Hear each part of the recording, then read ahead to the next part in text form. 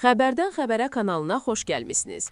Azərbaycan vətəndaşlarını maraqlandıran şad xəbər gəldi. 2026-cı ildən pensiyalarda ciddi artım olacaq. Amma maaşlarda vəziyyət necədir? Deputat Vüqar Bayramov açıqlaması ilə bütün suallara cavab verdi. Gəlin ətraflı baxaq.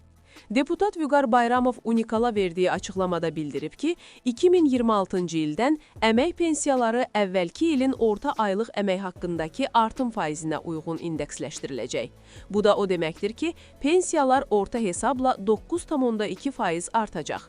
Onun sözlərinə görə, bu artım bütün növ əmək pensiyalarını əhatə edəcək.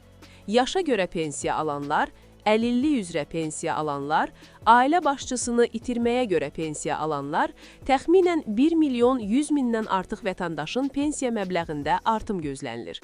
Eyni zamanda, ünvanlı sosial yardımın məbləği də artırılacaq. Bu, həm yeni ünvanlı sosial yardım alacaq vətəndaşlara, həm də mövcud benefisiarlara şamil olunacaq. Deputat Vüqar Bayramov maaşlarla bağlı da açıqlama verib. 2025-ci ildə minimum əmək haqqı 400 manata çatdırılıb.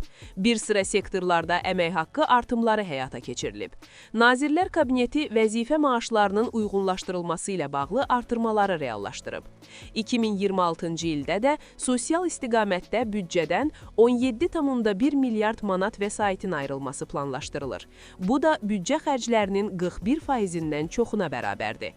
Beləliklə, sosial təminat tədbirləri prioritet olaraq qalacaq. Sizcə, pensiya və maaş artımları gündəlik həyatınıza yetərincə təsir edəcəkmi?